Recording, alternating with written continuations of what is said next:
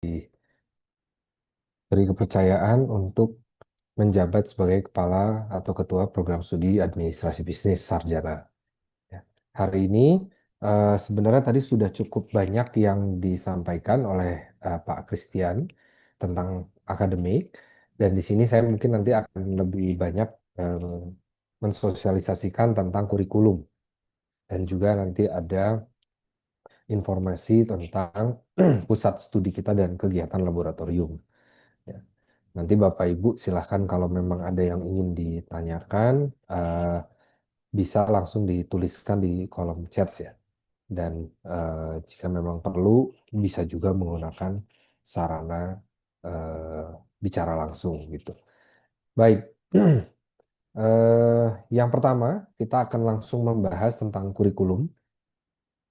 Di dalam program studi administrasi bisnis itu kita memiliki dua konsentrasi. Konsentrasi yang pertama adalah digital dan general ya yang kedua. Nah, di sini kita akan banyak membahas tentang perbedaannya dan juga sekaligus apa yang menjadi ciri khas dan juga apa yang perlu diketahui oleh orang tua ketika mahasiswanya atau anaknya itu mengambil konsentrasi tertentu. Yang pertama yang saya akan bahas itu adalah kurikulum bisnis general, ya, atau kita biasa sebutnya eh, general business ya, artinya itu pemahaman tentang bisnis secara umum ya. Nah, ini kalau eh, anak Bapak Ibu di semester 1 dan 2 itu kita akan masih mengikuti paket ya. Jadi di semester 1 itu ada satu paket mata kuliah yang dimulai dari manajemen, ekonomi, komunikasi bisnis, akuntansi, perilaku organisasi, kepemimpinan, dan juga pengantar ilmu administrasi bisnis ya. Nah, di semester 1 19 SKS ini dia udah akan otomatis terassign. Dan ini menjadi dasar utama mahasiswa untuk memahami apa namanya eh, apa yang menjadi fundamen ya, dasar-dasar yang harus dipahami dalam bisnis secara umum. Lalu di semester 2 ini juga sama, dia masih paket sebesar 20 SKS dan kita sudah mulai ada mata kuliah umum di sini. Mata kuliah umum adalah mata kuliah yang diselenggarakan dan diikuti oleh mahasiswa satu Unpar. Jadi bukan hanya oleh mahasiswa bisnis saja. Jadi di situ ada momen berinteraksi dengan mahasiswa lain dan juga pengajarnya itu bukan dari kami ya, tapi ini adalah mata kuliah umum, mata kuliah yang wajib diambil yang sama dari seluruh fakultas ataupun program studi di Unpar. Yaitu yang pertama ada bahasa Indonesia, ya. Lalu ke bawahnya itu adalah mata kuliah bisnis lagi. Nah, mungkin di sini ada simbol yang perlu Bapak Ibu pahami, yaitu adalah simbol warna merah terang ya. Di sini di semester 2 itu ada manajemen operasi dan produksi, lalu ada sistem informasi, dan juga ada manajemen sumber daya manusia. Mata kuliah yang kita beri warna merah terang adalah mata kuliah yang memiliki sifat wajib mutu. Wajib mutu ini maksudnya adalah mata kuliah yang menentukan apakah kelulusannya itu memiliki eh, kedalaman di mata kuliah yang kita anggap menjadi kendali ya, menjadi mata kuliah yang harus lulus dengan nilai yang baik gitu. Nah, salah satu syarat atau karakteristik dari mata kuliah mutu ya, wajib mutu yang kita warnai merah adalah nilai minimum harus C. Kalau anak Bapak Ibu nilainya itu adalah D, ya itu dia tidak akan bisa lulus. Dia harus mengulang mata kuliah tersebut. Nah, total dari mata kuliah yang berwarna merah terang ini untuk di kurikulum general dia ada 6 ya. Dia tersebar di semester 2, 3, dan 4. Itu menjadi dasar dari mata kuliah wajib mutu kita. Nah, lalu di semester 3 ini yang sering menjadi masalah karena memang teman-teman mahasiswa ini baru akan memilih mata kuliah di semester 3. Ya, dia baru akan mulai menggunakan sistem informasinya, baru mulai akan banyak berdiskusi dengan dosen wali. Ya, di sini sering terjadi kesalahan pengambilan mata kuliah atau kekeliruan dalam penggunaan sistem informasi. Pada dasarnya sebenarnya kalau dalam 1 tahun pertama masa adaptasi anak Bapak Ibu itu berjalan dengan baik, karena kami sudah mempersiapkan proses dan program adaptasi yang cukup komprehensif ya, dari mulai masuk kita ada proses siap, masa orientasi, ya, terus setelah itu kita ada kegiatan yang disebut dengan bising. Kegiatan bising itu dikaitkan dengan mata kuliah kepemimpinan dan simulasi bisnis. Itu mengajarkan anak Bapak Ibu untuk memahami dan mencicipi ya praktek-praktek bisnis dalam konteks yang sangat mendasar, yaitu mempelajari fungsi-fungsi di dalam bisnis secara nyata. Nah, di situ ada interaksi dengan dosen, ada juga interaksi dengan para senior, teman-temannya yang angkatan lebih dulu, 2024, 23, 22 ya. Dan itu menjadi ajang untuk mereka bertukar informasi, bertukar apa namanya tata cara ya atau prosedur atau kebiasaan yang terjadi di sistem informasi maupun di dalam suasana budaya kegiatan akademik di administrasi bisnis Unpar. Nah, lalu eh, di semester 3 itu mulai ada beberapa mata kuliah yang memiliki prasyarat tempuh. Nah, ini juga perlu diketahui ya. Saya berharap kita bisa bekerja sama antara orang tua dengan mahasiswa, dengan juga saya di program studi, bahwa mahasiswa itu harus betul-betul cermat melihat garis-garis ini, khususnya garis yang ada panah putus-putus ya, itu adalah prasyarat tempuh. Artinya, kalau mata kuliah tersebut lupa diambil, maka mata kuliah selanjutnya itu tidak bisa diambil, yaitu dikunci oleh kami. Jadi tolong dipastikan bahwa ketika nanti anak Bapak Ibu masuk semester 3 di tahun depan, kurikulum ini bisa dibaca lagi berulang-ulang bersama-sama untuk memastikan bahwa mata kuliah yang diambil sudah sesuai dengan apa yang kita arahkan, gitu ya. Nah, bagi beberapa mahasiswa yang di semester 3 IPK-nya di bawah 3 ya, atau IP semester sebelumnya di bawah 3, ada kemungkinan kendala, apalagi kalau IP-nya di bawah 2,5 gitu. Ada kendala karena maksimum yang bisa diambil hanya 18 SKS. Artinya perlu juga ada eh, kesadaran ya dari teman-teman mahasiswa nantinya, mungkin bisa sekaligus juga diajak ngobrol sama Bapak Ibu eh, bahwa sebaiknya yang ditinggalkan atau yang tidak diambil itu bukan mata kuliah yang syarat tempuh. Ya. Jadi ini bukan dalam arti Bapak Ibu memahami kurikulum lalu artinya seperti apa, tapi supaya ada bahan diskusi ya kalau anak-anaknya di rumah lagi ingin menanyakan atau berdiskusi, setidaknya bisa memahami alur-alur sederhananya. Jadi tolong hindari yang adanya garis-garis panah karena itu menjadi syarat untuk membuka mata kuliah yang selanjutnya. Nah, lalu ada satu lagi, dua poin lagi yang perlu saya sampaikan. Yang pertama adalah tabel merah marun, ya, yang dikotakin merah marun, yang tertulis di atasnya adalah Idea Fest dan Startup Fest. Itu adalah serangkaian mata kuliah yang berkontribusi pada sebuah kegiatan besar di kita. Jadi di kita ini ada 3 kegiatan besar. Di tahun pertama kita punya kegiatan BISING ya, Business Simulation and Gathering.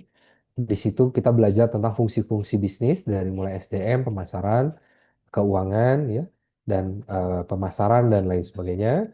Setelah mereka memahami dasarnya, lalu di Idea Fest mereka diminta untuk mencari ide-ide bisnis yang mampu menyelesaikan masalah-masalah sosial yang memiliki potensi perekonomian. Nah, setelah itu dilewati dengan baik, mereka akan masuk ke Startup Fest, yaitu adalah satu kegiatan untuk membangun produk ya, dan sampai beberapa kelompok itu sampai sudah mulai berjualan. Jadi sudah kita latih di dalam kurikulum kita mulai dari cara bekerja di sebuah bisnis, lalu mereka akan menciptakan ide-ide yang membantu masalah perekonomian dan sosial, dan juga nanti di gongnya di semester 6 itu mereka akan diajarkan untuk betul-betul menjalankan sebuah usaha. Lalu di semester 7 itu ada project proposal, itu adalah persiapan menuju skripsi, dan terakhir di semester 8 itu adalah skripsi. Nah, ini kira-kira peta ke kurikulum untuk yang general, dia sangat dipenuhi oleh mata kuliah dasar dalam berbisnis. Boleh minta tolong di next? Baik, ini yang menjadi primadona ya saat ini, Bapak Ibu. Saya yakin sebagian besar anak Bapak Ibu juga mendaftar di bisnis digital. Ini sekarang semakin populer, semakin banyak pendaftarnya. Karena memang kami membuat satu breakthrough ya, pembeda dan juga mengikuti perkembangan zaman dengan adanya AI dan lain sebagainya. Kami menawarkan eh, kurikulum bisnis digital. Nah, apa perbedaannya? Pada dasarnya yang membedakan ini adalah mata kuliahnya. Contoh kalau di semester satu pengantar bisnis, kalau sekarang jadi pengantar bisnis digital. Ya, lalu di semester 3 ini juga jadi permasalahan karena banyak mahasiswa eh, konsentrasi digital yang kebingungan sehingga akhirnya mengambil mata kuliah general. Nah, ini mungkin bisa diingatkan saja untuk sering-sering ketemu sama dosen wali ya, untuk diskusi, nggak harus nunggu pada masa, ya biasanya gini ya Bapak Ibu, mahasiswa itu datang kalau nilainya E, datang kalau dia lupa mengisi FRS misalnya. Padahal sebenarnya dalam satu semester itu dia boleh boleh datang bermain berjanji dengan para dosen untuk ngobrol. Itu boleh. Karena dosen wali itu sudah saya assign, saya minta bantuan untuk mendampingi anak Bapak Ibu sehingga masalah-masalah yang mungkin sifatnya tidak terlalu harus urgent ya, hanya bertanya, sosialisasi, pemahaman itu juga bisa langsung ditangani. Begitu kira-kira ya gambarannya. Nah, yang menjadi pembeda di sini adalah mata kuliah wajib mutunya ada perbedaan sesuai dengan konsentrasi masing-masing. Lalu mata kuliahnya pun juga berbeda. Ya, mata kuliahnya lebih banyak kepada data analitik. Jadi kita sudah menghybridkan antara penggunaan teknologi informasi, digitalisasi, dan juga bisnis. Nah, salah satu yang paling menarik itu salah satunya di semester 7 ada AI for Business. Jadi memang kita sudah coba untuk membekali anak Bapak Ibu untuk mengejar zaman ya. Jadi ini kira-kira bentuk kurikulumnya seperti ini. Balik lagi tadi yang kotak adalah merah adalah mata kuliah wajib mutu, yang panah garis-garis itu adalah syarat tempuh ya. Baik, sebelum saya lanjut membahas tentang suasana perkuliahan dan juga kegiatan kemahasiswaan dan juga nanti saya akan sampaikan tentang lab dan pusat studi kami. Saya bolehkan Bapak Ibu mungkin untuk mulai berinteraksi dulu ya, sehingga pertanyaan dan tanya jawabnya tidak ditumpuk di belakang, tapi bisa kita bahas satu persatu. Silakan Bapak Ibu kalau ada yang mau.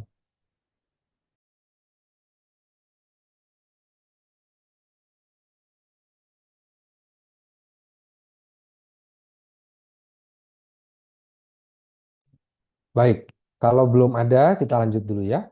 Eh, Dari sini saya ingin mengundang salah satu mahasiswa kami yang juga memang sedang aktif di beberapa kegiatan, yang mana juga sekarang sedang magang di kami ya. Memang kami punya skema magang di dalam internal Unpar dengan banyak sekali variasi pekerjaannya. Mungkin ini nanti bisa diajak ngobrol dengan anaknya Bapak Ibu ya tentang bagaimana suasana di sini dan bagaimana kita memberikan peluang untuk mencoba magang sebelum keluar dari perkuliahan. Mungkin saya bisa minta Albert ya untuk sedikit sharing kira-kira ada kegiatan apa saja di tahun pertama kurang lebihnya karena kebetulan Albert ini juga jadi panitianya Bising ya di tempat anaknya Bapak Ibu sekarang lagi berkegiatan. Silahkan Albert.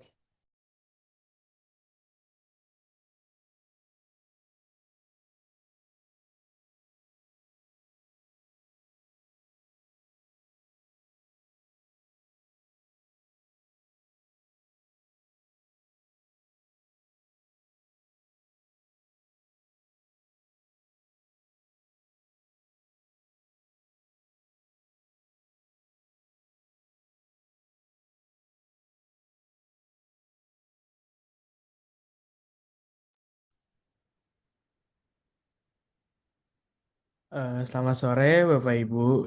Izin memperkenalkan, nama saya Albert Christian. Di sini saya bekerja sebagai salah satu mahasiswa magang dari Prodi Administrasi Bisnis. Saya adalah mahasiswa tahun kedua di Prodi Sarjana Administrasi Bisnis ini. Dan dari saya sendiri untuk masalah mata kuliah atau perkuliahan mahasiswa di tahun pertama itu untuk mata kuliah yang diajarkan masih mata kuliah yang bisa dibilang adalah dasar-dasarnya dahulu. Tapi salah satu kegiatan yang bisa saya bilang adalah kegiatan yang paling penting atau kegiatan yang memiliki efek yang cukup cukup penting bagi mahasiswa itu adalah kegiatan bising di mana mahasiswa seperti yang tadi sudah diberitahu oleh Pak Daniel Karim, kalau bising ini itu adalah kegiatan yang membantu mahasiswa untuk lebih mengenal budaya-budaya dan tradisi di jurusan administrasi bisnis, sekaligus juga mempelajari dasar-dasar secara nyata di dalam administrasi bisnis ini sendiri. Kebetulan di tahun saya, di tahun yang lalu, eh, kami mahasiswa baru eh, bertugas untuk mencari ide dan juga membangun sebuah bisnis, meskipun bisnis ini tidak benar-benar sepenuhnya berfungsi secara normal, tapi kami diajarkan untuk membangun sebuah bisnis dari awal, mulai dari mencari ide-idenya, melihat kira-kira masalah apa yang ada di sekitar kami yang sekiranya bisa diubah atau bisa kami sediakan solusinya dan mengubah itu menjadi bisnis.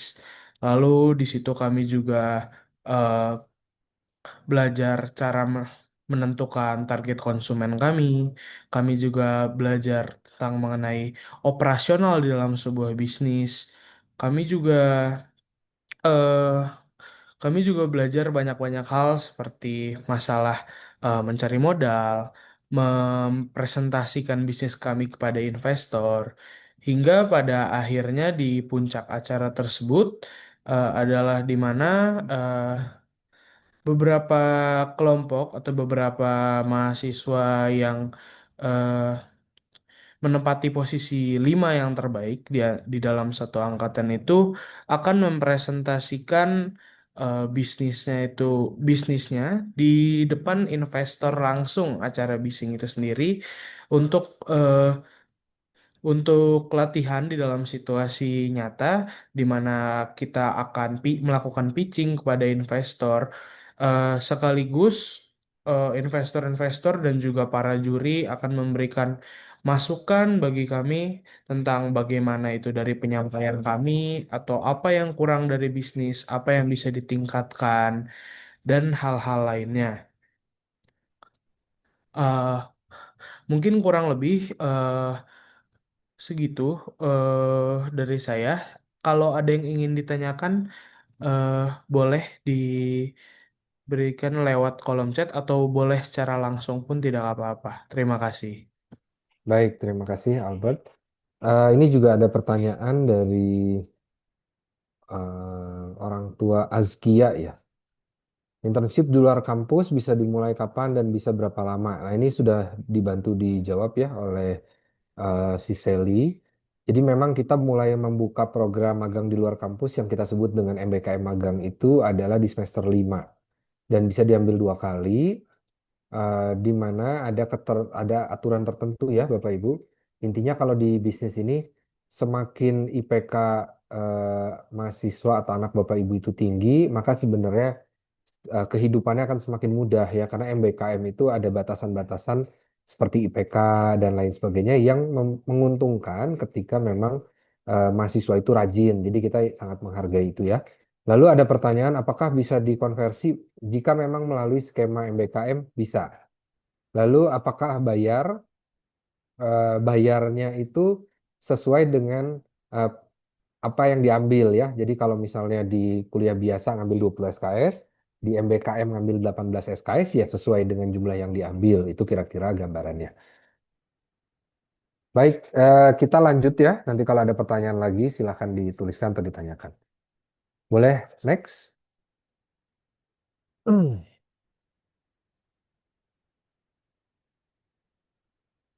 Baik, eh, kita ingin memperkenalkan ya kegiatan pusat studi dan juga kegiatan laboratorium.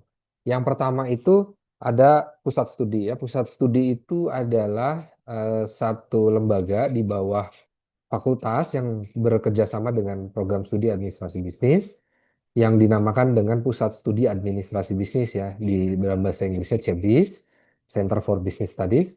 Nah, kita punya aktivitas untuk publikasi karya ilmiah. Di sini kita punya jurnal kita sendiri yang kita kelola, tapi kita juga membantu mahasiswa ikut conference. Seperti contohnya di tahun ini kita punya International Conference, International Business Administration Conference, dan mahasiswa banyak yang terlibat ya di dalam sana.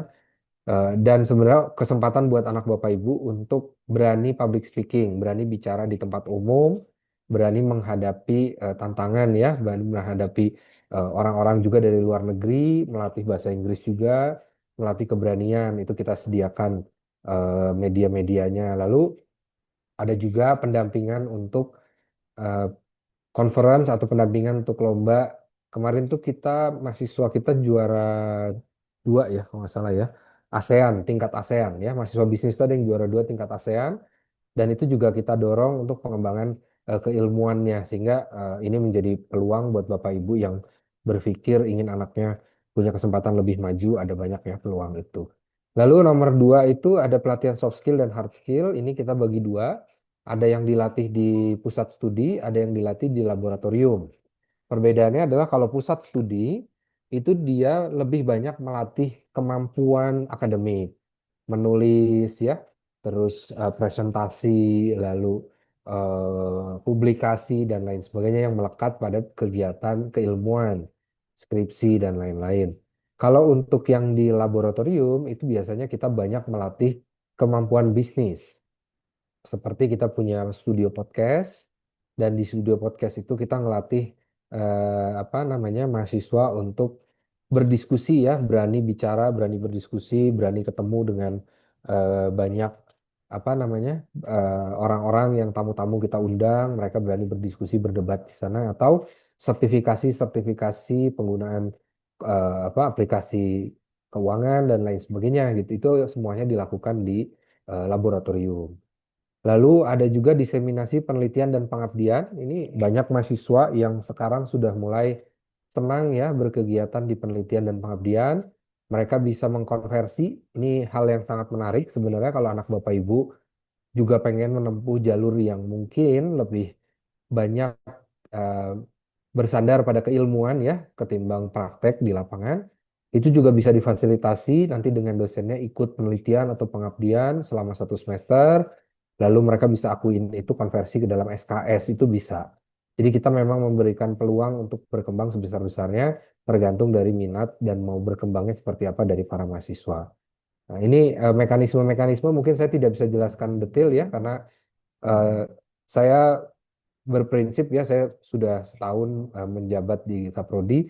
Prinsip saya dari awal itu adalah bahwa mahasiswa itu harus mandiri.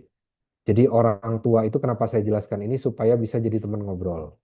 Tapi saya tidak mau kalau akhirnya orang tua yang secara teknis melaksanakan. Harusnya tetap mahasiswa. Dan kami sudah share, ada grup mahasiswa juga, kami sudah share semuanya di sana. Bapak Ibu tinggal ajak ngobrol, pastikan bahwa mereka mengakses seluruh informasi itu. Lalu untuk yang nomor 4, itu ada membina kegiatan penelitian dan pengabdian HMPSAB ya. Jadi ini di dalam himpunan. Kami juga sangat memfasilitasi kalau mahasiswa itu pengen mencari pengalaman di organisasi sosial. Karena dari data yang kami miliki, kalau mahasiswa itu IP-nya bagus, tapi dia tidak aktif di dalam kegiatan sosial, biasanya pada saat masuk kerja itu oke, tapi pas di dalamnya itu dia tidak bisa bertahan ya. Di kami sudah cukup banyak kolaborasi dengan perusahaan industri ya, kita dengan Astra, kita juga dengan BCA dan lain perusahaan-perusahaan besar lah. Itu mereka ngasih feedback bahwa eh, ketika mahasiswa itu diberi kesempatan banyak untuk berkegiatan sosial, maka mereka cenderung cepat sekali untuk naik promosi ya di perusahaan-perusahaan itu. Di Astra, salah satu anak perusahaan Astra itu sekarang manajer atau senior manager, saya lupa ya posisinya, itu adalah mahasiswa administrasi bisnis angkatan 2009 atau 2010. Gitu. Dan di usia yang sangat muda ya, masih 30-an, itu dia sudah bisa pegang jabatan yang cukup tinggi. Nah, ini yang juga diberikan feedback karena mereka aktif di dalam kegiatan-kegiatan mahasiswa ya. Ada pertanyaan dari orang tua Felicia. Apakah jika ada kompetisi-kompetisi diinfokan secara terbuka? Nah, kami memang punya satu mekanisme yaitu adalah mading ya, mading digital. Mading digital itu adalah satu mekanisme kami menyebarkan informasi-informasi itu melalui WhatsApp group yang isinya adalah anak-anak Bapak Ibu. Nah, seluruh informasi itu kami share di sana. Masalah apakah dibaca atau tidak ini yang jadi masalah terbesar ya. Karena seringkali mereka menanyakan hal-hal yang sudah kami posting 2 3 kali. Nah, ini mungkin budaya ngobrol gitu ya, budaya ngobrol, budaya update itu juga mungkin perlu dipastikan oleh orang tua sehingga mahasiswa itu tidak terlewat informasi. Seluruh informasi itu kalau yang memang lewat kami di Prodi itu pasti kami akan sharing di WAG atau di deskripsi WAG-nya. Jadi antara kita simpan karena dia cukup permanen informasinya atau kita posting karena dia sifatnya lebih dinamis ya atau misalnya hitungannya hanya insidental. Nah, itu mungkin bisa didorong ke teman-teman atau ke anak-anak Bapak Ibu untuk bisa lebih aktif melihat informasi-informasi yang kami sampaikan. Selain dari WAG, sebenarnya kalau di eh, apa namanya penjangkauan informasi di kami itu sudah mulai menggunakan tim media sosial. Dari fakultas itu ada timnya sendiri yang membantu kami untuk menginfokan. Lalu di websitenya yang tadi disampaikan Pak Christian juga ada beberapa hal yang sifatnya lebih permanen itu sudah kita update di sana dan lain sebagainya. Jadi memang kami bahkan bukan bukan bukan hanya berharap ya, tapi kami sangat mendorong mahasiswa untuk ikut karena sebenarnya salah satu capaian kelulusan yang lebih baik adalah ketika anak Bapak Ibu itu menang dalam kompetisi. Nah, ini sebagai contoh di semester kemarin ya, kompetisi itu kita menang di level ASEAN, tapi juga untuk yang magang di luar kampus itu kita tembus terbesar se-Unpar ya. Saya berhasil mengirimkan mahasiswa magang itu 97 mahasiswa. Dan di semester pendek kemarin, kami dapat tawaran dari perusahaan-perusahaan besar ya, yang tadi saya sebutkan. Bahkan di luar dari kurikulumnya, itu mereka mau sekali menerima mahasiswa-mahasiswa kita karena ada semacam penguatan fungsi mahasiswa ya dalam 1 tahun terakhir yang membuat kegiatan kompetisi dan juga kegiatan kemahasiswaan itu sangat berkembang dan perusahaan-perusahaan sangat senang dengan outputnya. Jadi saya pikir kami akan terus mendorong anaknya Bapak Ibu untuk terus aktif di dalam kegiatan. Terima kasih. Eh, Next, minta tolong di next slide. Oke. Nah, ini adalah contoh-contoh ya Bapak Ibu, kegiatan-kegiatan yang kita lakukan. Untuk kegiatan diseminasi itu adalah satu breakthrough yang kami dorong. Kalau dulu kan hanya dosen ya yang melakukan itu. Kalau sekarang itu kita mulai berani mendorong mahasiswa. Kayak contohnya di conference internasional kita tanggal 2 Oktober ya. Kalau nggak salah tanggal 2 Oktober nanti mahasiswa kita angkatan 2024, artinya dia baru 1 tahun ya, ini tahun kedua, itu sudah berani menjadi presenter di sana gitu. Dan kami sangat senang karena dari semester ke semester itu keberanian untuk ikut international conference itu semakin meningkat. Dan sebenarnya jangan dilihat nanti anak saya jadi ikutan conference terus buat apa? Lihatnya adalah keberaniannya. Ketika mereka berani conference, berani ngadepin para bule-bule gitu, di kegiatan lainnya di kelas itu mereka jadi sangat aktif, mereka termotivasi dan akhirnya IPK mereka terus meningkat ya. Itu yang saya pikir menjadi kegiatan yang unggul di kita sekarang karena kegiatan diseminasi ini menjadi satu hal yang penting dan saya sebagai Kaprodi mendorong itu agar mahasiswa itu bukan presentasi di kelas saja tapi mereka berani untuk bertarung di luar. Lalu ada kegiatan webinar ya, ini research writing workshop early career researcher. Ada beberapa mahasiswa yang sekarang itu menjadi asisten dosen. Dan ini saya kasih tahu supaya Bapak Ibu kalau butuh peluang-peluang magang dan kerja bisa langsung disambut dengan baik ya. Jadi mahasiswa-mahasiswa itu boleh menjadi asisten dosen, diajukan untuk membantu penelitian. Ya, biasanya kalau udah gitu enak hidupnya karena dari semester awal mereka jadi asisten, lalu topiknya udah ketahuan, skripsinya dibantu dan lain-lain. Nah, ini kira-kira ya cheat sheetnya nih ya, cara-caranya supaya Bapak Ibu tenang anaknya bisa dirangkul gitu, artinya bisa ikut kegiatan dosennya sehingga memastikan ada yang menjamin bahwa kuliahnya itu baik dan lain sebagainya. Ini adalah kegiatan-kegiatan yang kita buat untuk menguatkan itu. Next. Hmm.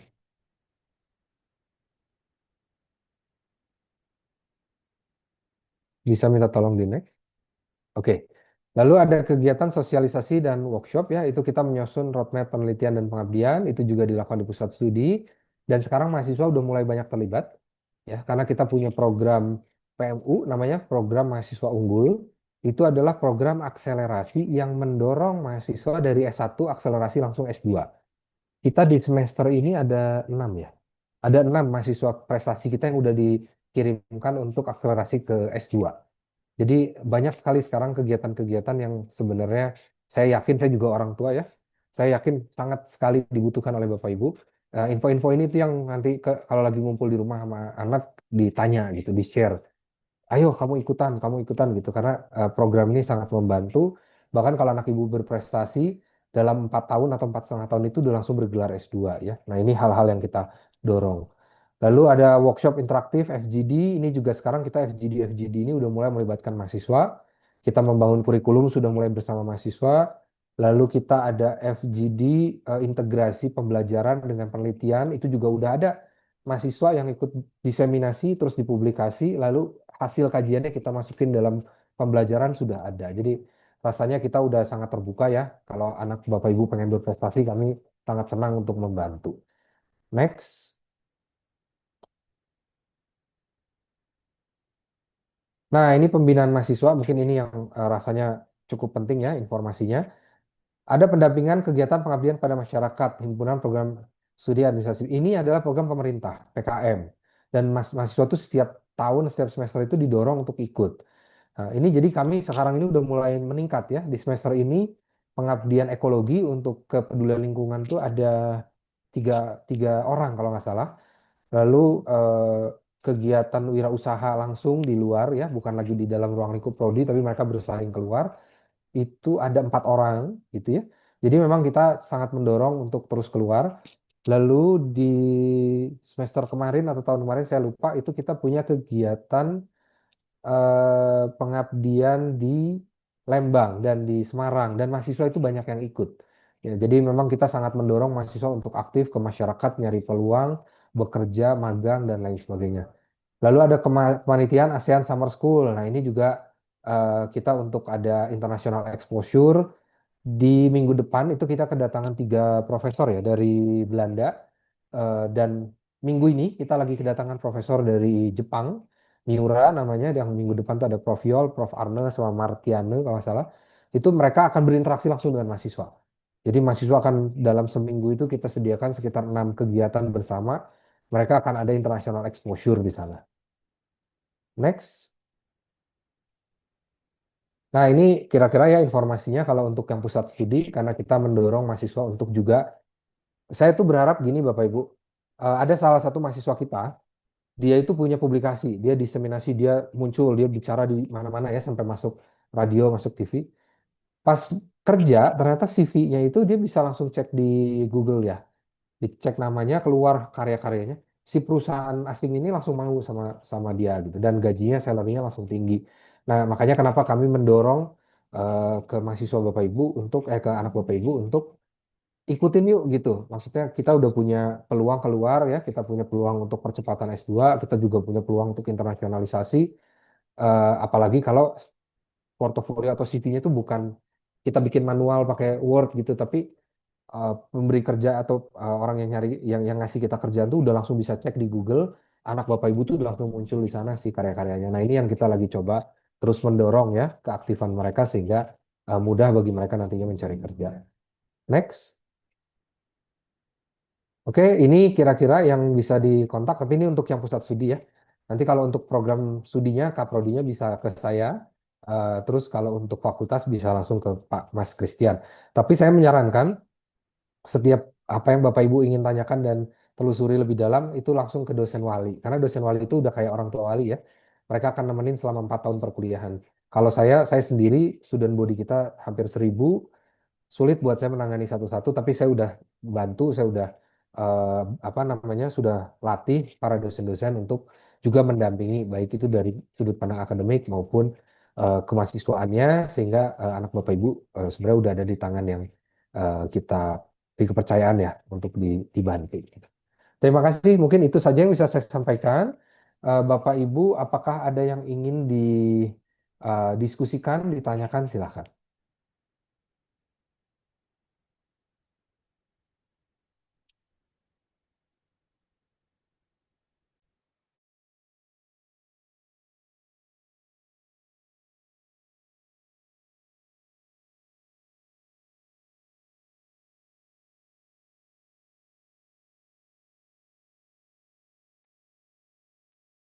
Baik, Bapak Ibu, apakah ada yang mau ditanyakan?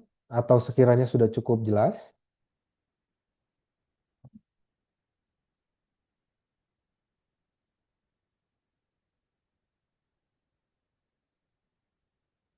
Baik, sebelum saya tutup, mungkin saya mau minta waktunya sekitar 3 menit ya, atau mungkin 5 menit kurang, untuk mengundang salah satu juga mahasiswa kita yang sudah mau lulus dan sudah pengalaman magang lebih lama dari yang lain dan juga aktif di himpunan, sehingga tadi apa opportunity magang itu ini juga sudah pernah ngambil MBKM ya, Bapak Ibu. Tadi sesuai dengan pertanyaannya Pak atau orang tua dari Askia ya. Nanti bisa langsung dijawab. Baik, silahkan saya undang si Sally untuk sharing ya pengalamannya selama 2 tahun magang dan mengurus himpunan dan juga pengalaman melakukan MBKM. Silahkan.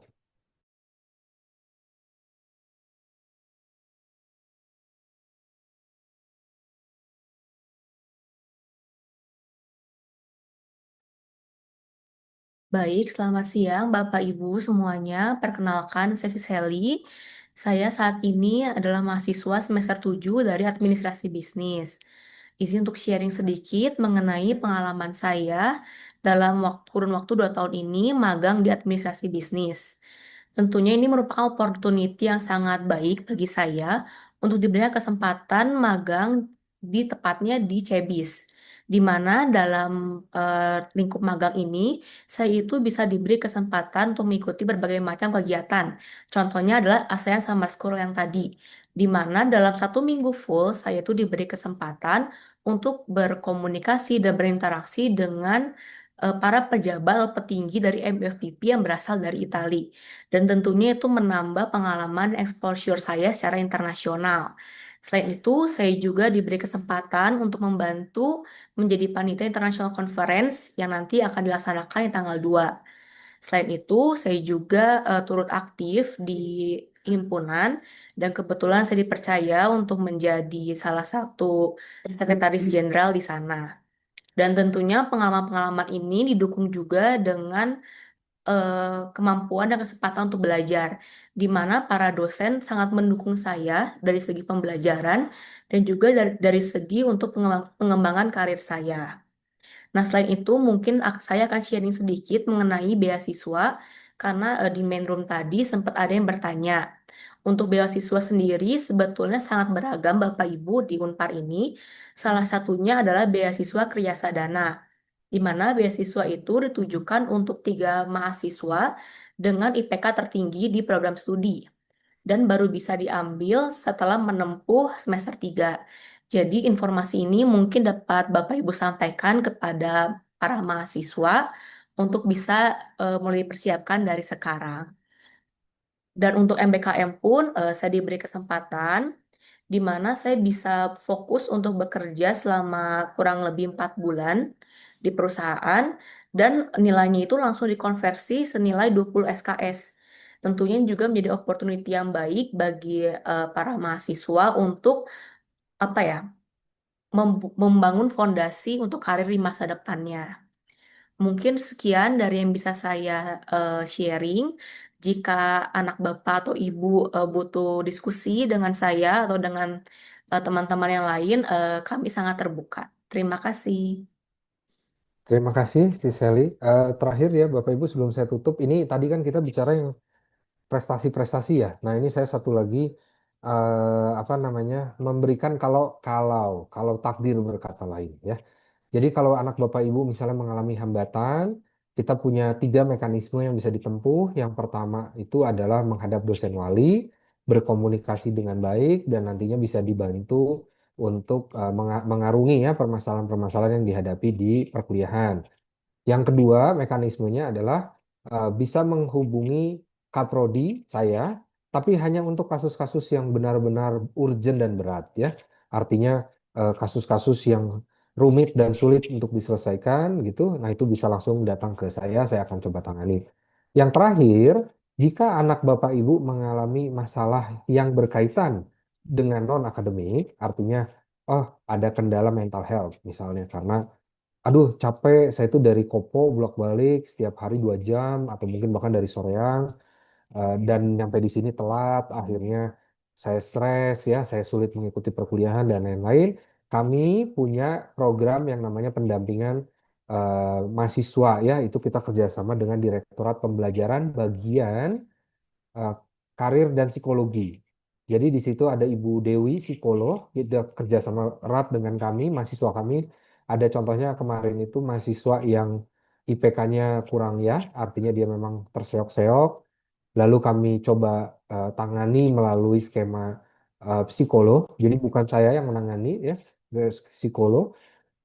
Saya lupa 3 kali kalau nggak salah 3 kali pertemuan lalu di semester pendek itu prestasinya meningkat gitu. Jadi kami punya 3 mekanisme tadi ya. Yang pertama mekanisme dosen wali jika hari-hari, lalu mekanisme kepala prodi atau ketua prodi jika kasusnya besar, dan yang terakhir itu adalah eh, apa namanya psikolog ya yang kita punya memang di Unpar nanti bisa saya rujuk untuk menemani anak bapak ibu jika misalnya aduh saya dari luar kota dari luar pulau agak sedih misalnya atau misalnya saya agak kangen ya dengan orang tua dan tapi saya bingung mau ngobrol dengan siapa, kami menyiapkan si sarana itu dengan seorang psikolog supaya masalah yang seperti itu tidak harus sampai berlarut-larut gitu ya.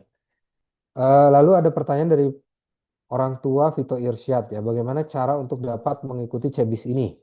Dan apakah ada syarat atau ketentuan untuk mengikuti kegiatan?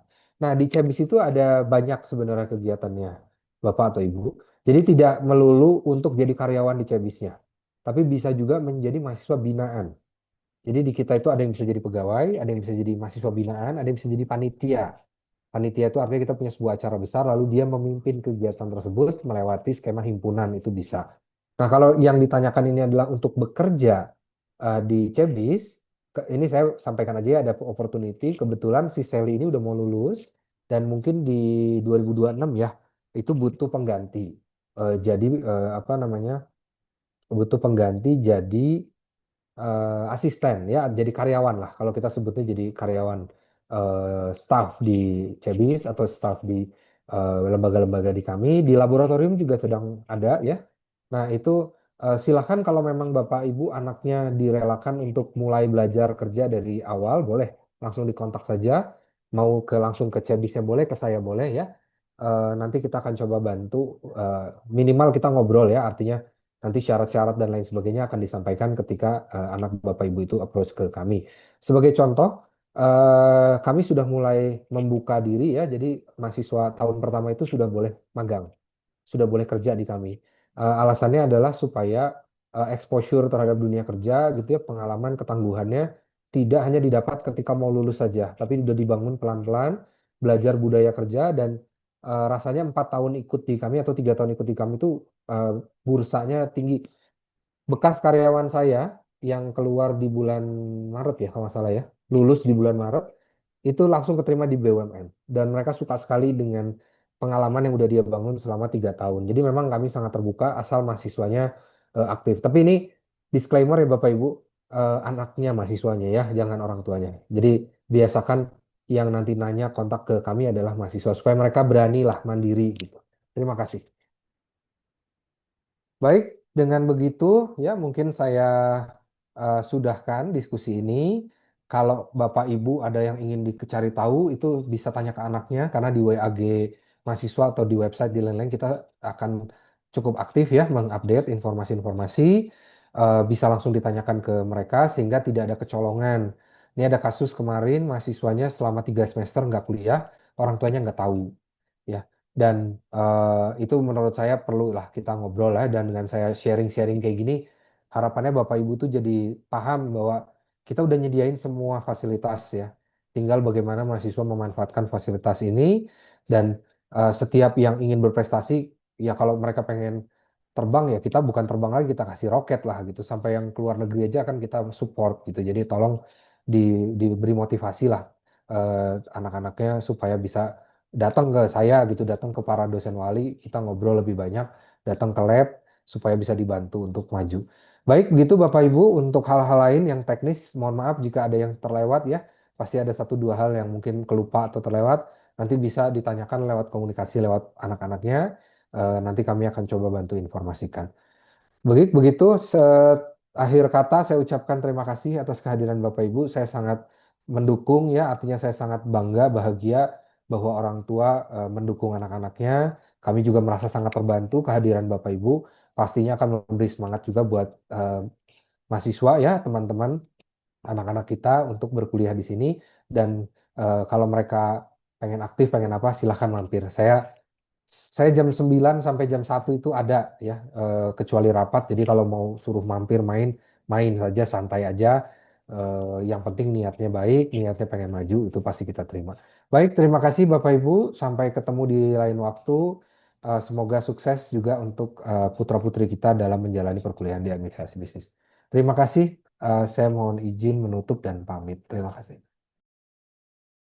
Terima kasih Pak Amin. Daniel. Amin. Terima Terima kasih kasih. padamu.